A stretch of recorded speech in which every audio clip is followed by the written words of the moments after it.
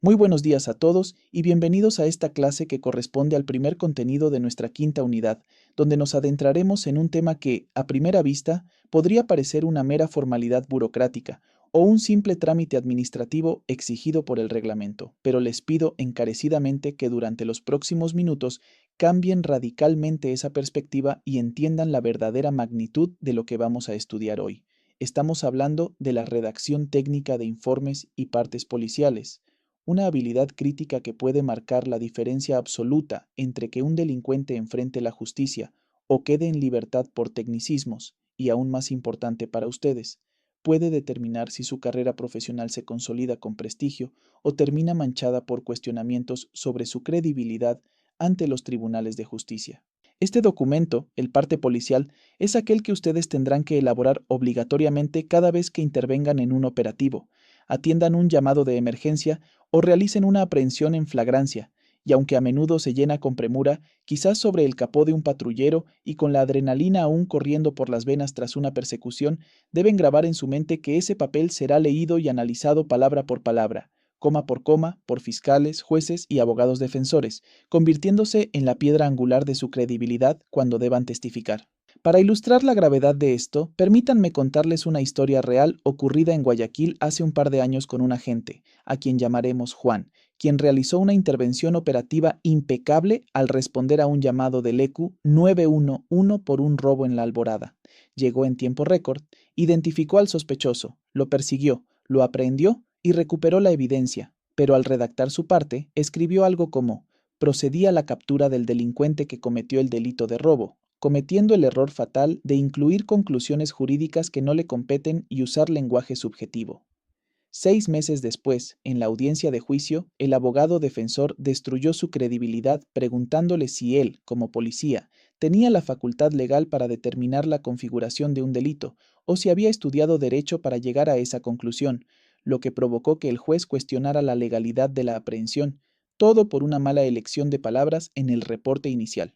El error de Juan fue no entender la diferencia entre narrar hechos y emitir conclusiones, pues debió haber escrito de manera objetiva. Procedía a la aprehensión del ciudadano, quien fue encontrado en posesión de un terminal móvil que la víctima identificó como sustraído, dejando que sea el fiscal quien califique el delito y el juez quien sentencie. Esto nos lleva a analizar el propósito dual de estos documentos, pues el parte informativo cumple dos funciones críticas en momentos distintos del proceso penal. La primera función ocurre inmediatamente después de los hechos, durante la fase de investigación, donde el parte actúa como una brújula para el fiscal, guiando qué diligencias ordenar, qué testigos llamar y qué evidencias periciar, de modo que si ustedes omiten un detalle crucial, como un objeto arrojado al suelo, esa línea de investigación se pierde irremediablemente.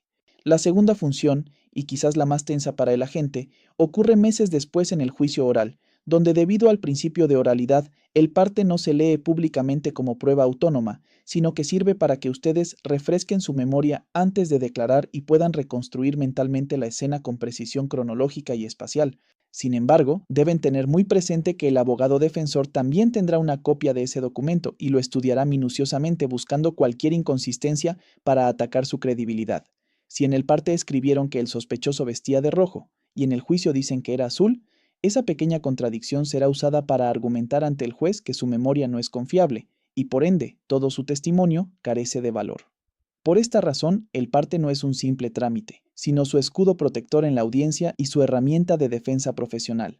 Desde los fundamentos teóricos deben comprender que el parte policial es un documento público que goza de fe pública y presunción de veracidad, lo que conlleva una responsabilidad ética y legal gigantesca, ya que si se demuestra que faltaron a la verdad, su carrera estará acabada. El paradigma central que deben dominar es la distinción absoluta entre lenguaje fáctico y lenguaje subjetivo. Ustedes, como tecnólogos en seguridad, operan exclusivamente en el dominio fáctico, describiendo hechos objetivamente verificables captados por sus sentidos, sin emitir opiniones, suposiciones o valoraciones personales. Un ejemplo claro de esto es la diferencia entre decir el sujeto parecía nervioso, que es una interpretación subjetiva y ambigua, y describir el sujeto detuvo su marcha abruptamente, evitó el contacto visual y le temblaban las manos, que son hechos observables que permiten a quien lee sacar sus propias conclusiones. Para lograr esta excelencia en la redacción, deben regirse por 4 principios cardinales. Primero, la precisión y claridad, usando términos inequívocos y evitando generalizaciones como varios objetos, detallando en su lugar cantidades y características específicas. Segundo, la veracidad y objetividad, apegándose estrictamente a la verdad sin exageraciones ni omisiones convenientes y sin dejar que prejuicios personales contaminen el relato. Tercero, la oportunidad, elaborando el informe lo más pronto posible mientras la memoria está fresca, pues la mente humana es falible y tiende a llenar vacíos con suposiciones tras pocas horas. Y cuarto, el ser detallado, siendo exhaustivos en los elementos relevantes como la iluminación, el clima o la vestimenta, sin caer en lo irrelevante. En la estructura práctica, todo parte informativo eficaz debe responder a las 6 interrogantes del reporte fáctico. ¿Qué pasó? Describiendo la acción y no el tipo penal. ¿Quién? Identificando plenamente a aprehendidos, víctimas y testigos con nombres y cédulas. ¿Cómo ocurrió?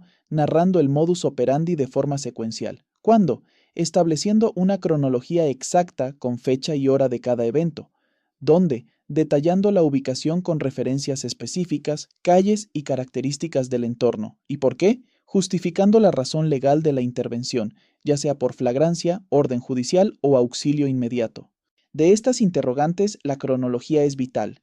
Su narrativa debe ser una línea temporal estricta, segundo a segundo, desde que recibieron la alerta del EQ 911 hasta que entregaron al aprehendido a la autoridad competente, pues una secuencia temporal clara como a las 14:15 se observa al sujeto, a las 14:18 emprende la huida, a las 14:20 es aprehendido, elimina cualquier duda sobre la legalidad y la lógica de su actuación, blindando su procedimiento ante cuestionamientos de la defensa sobre tiempos muertos o injustificados. Para cerrar el contenido de esta clase, quiero que entiendan que la redacción técnica no es un ejercicio literario ni una búsqueda de estética narrativa, sino una herramienta de supervivencia jurídica y protección legal.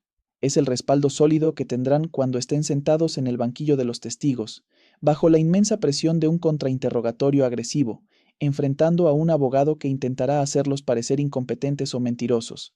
Si su parte está redactado con precisión fáctica, cronología detallada y lenguaje objetivo, podrán declarar con confianza absoluta, aunque hayan pasado 2 años desde los hechos, porque su propio documento les permitirá reconstruir la realidad con fidelidad fotográfica. Cuando su testimonio oral coincida perfectamente con su informe escrito, su credibilidad será inquebrantable. El juez confiará en su palabra y el sistema de justicia podrá funcionar correctamente, validando así su trabajo en las calles. Bien, para dar por terminada la sesión del día de hoy, les quiero recordar que deben revisar todas las actividades que se encuentran cargadas en el aula virtual y deberán realizarlas en el tiempo establecido. No se olviden que uno de los requisitos para aprobar el curso es que deben tener todas las actividades completas. Una vez más, quiero indicarles que pueden realizar sus preguntas en el grupo de WhatsApp de la asignatura. Allí los asistentes de cátedra les ayudarán respondiendo sus preguntas. Además de eso, también tienen disponible un foro de dudas dentro del aula virtual, donde podrán dejar sus inquietudes para ser resueltas. Pasen bien, señores estudiantes, y nos vemos en la próxima clase. ITESUT, Instituto Superior Tecnológico Universitario de Transporte.